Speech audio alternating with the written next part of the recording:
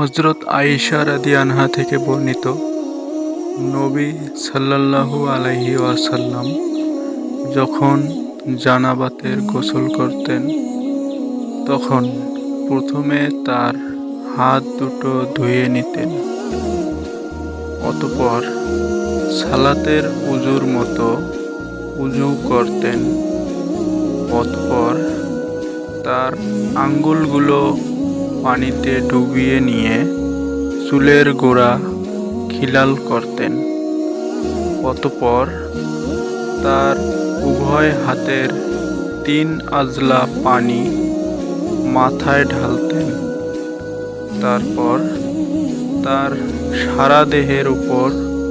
পানি ঢেলে দিতেন। ভিডিওটি